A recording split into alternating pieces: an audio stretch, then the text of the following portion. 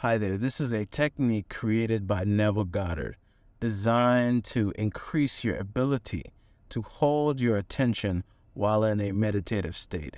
It has been said by Andrew Carnegie, one of the wealthiest individuals to ever live in America, that he is able to hold his attention on any one particular idea for 5 minutes at a stretch without permitting any distraction.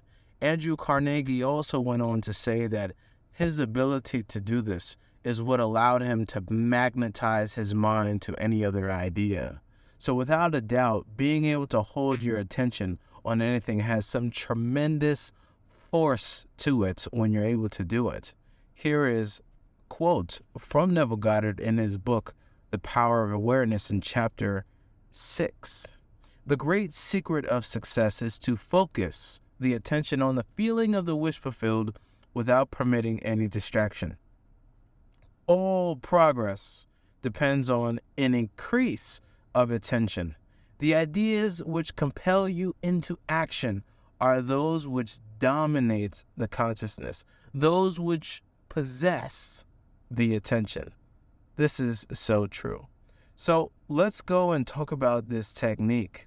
Neville Goddard also mentions, before giving the instructions to the exercise, that when you set out to master the movements of attention, which must be done if you would successfully alter the course of observed events, it is then you realize how little control you exercise over your imagination and how much it is dominated by sensory impressions and by drifting on the tides of idle moods. This is all from Neville's book, chapter 6. So he says, to aid in mastering the control of your attention, practice this exercise night after night, just before you drift off into sleep. Strive to hold your attention on the activities of the day in reverse order. Focus your attention on the last thing that you did. That is, getting into bed, and then move it backward in time over the events until you reach the first event of the day. Getting out of bed. This is no easy exercise, but just as specific exercises greatly help in developing specific muscles, this will greatly help in developing the muscle of your attention. Your attention must be developed, controlled, and concentrated in order to change your concept of yourself successfully, and thereby change your future. Now let me stop there and add in something about changing your concept of self. The concepts that you have of yourself are the inner convictions within you. This is what you are saying with your being.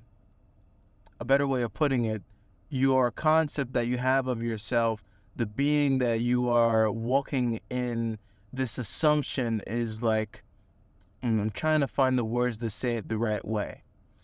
It's like saying I am successful without saying I am successful. How you feel within is the feeling of I am successful. If you feel yourself to be successful, then within it's like your being is saying I am successful, because that is your feeling. And that feeling and that being changes based off of the concept that you have of yourself, who you believe yourself to be. So when you say I am a poor man, that is the concept that you have about yourself, that you are a poor man. And that concept can be shown as this inner feeling of being of you are a poor man. Even if you don't literally say the words, that is the concept that you have of yourself. That is your inner being. That is your inner feeling. That is the way that you've arranged your I am presence. Now, I know for some of you, you might have a hard time following with some of the things that I'm saying here, but continue listening to the content. And many of these ideas I'm going to go really deep on, and I'm looking forward to collaborating with other creators to talk about some of these ideas. So anyway, let's continue. All right. So he mentioned that technique right there. And he also goes on to say, imagination is able to do anything. but only according to the internal direction of your attention. If you persist night after night, sooner or later you will awaken in yourself a center of power and become conscious of your greater self, the real you. Attention is developed by repeated exercise or habit. Through habit, an action becomes easier, and so in course of time gives rise to a facility or faculty, which can be then put to higher uses. When you attain control of the internal direction of your attention, you will no longer stand in shallow water, but will launch out into the deep of life. You will walk in the assumption of the wish fulfilled as on a foundation more solid even than earth. Every time I read those words from that chapter, it always it always leaves me in awe at the promise of building your attention to walk in the assumption as on a foundation even more solid than earth. I mean, what a more beautiful, how could you say it more beautifully than that? So the challenge, my challenge for you is to use this exercise for the next 30 days. I've done this exercise and I haven't been able to make it to 30 days yet. I'm looking forward to do it myself. But what I will tell you is that when I was doing this exercise, it is very difficult, like he explained. But I noticed that I didn't remember so many parts of the day when I was trying to go through it in reverse order. And this always baffled me because I just experienced this day. How am I not remembering what I did like just before I drove here? How do I not remember? It just do I really forget this much of my life? That's what I was thinking. And I got so frustrated out of this, and I think this is the purpose of this exercise. I started to pay more attention to what I was doing in the present moment during the day so I can remember it as I went through it in reverse order at night. And I believe this is where the real power of this exercise is, because it develops so much more presence in the present moment, more mindfulness. You pay attention to what you're doing now.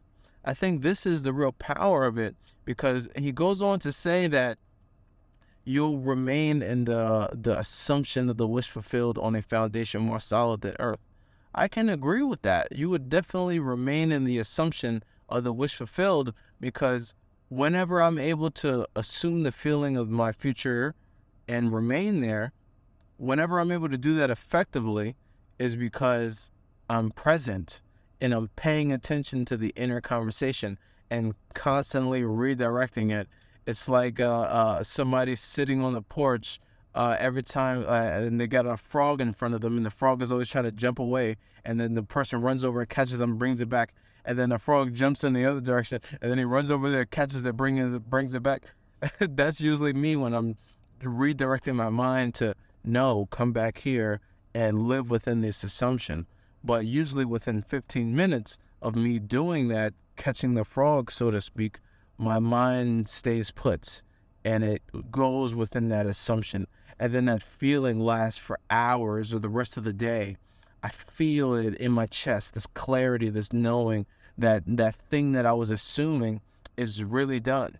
And this is not within a meditative state, being able to do that. So I can totally see what Neville Goddard is talking about. Elmer Locker had mentioned that he had used this technique and it had given him so much presence. He started to see the cracks in reality, to use his words, if I'm not mistaken. And Elmer Locker, by the way, Elmer Locker Jr. has a YouTube channel on here.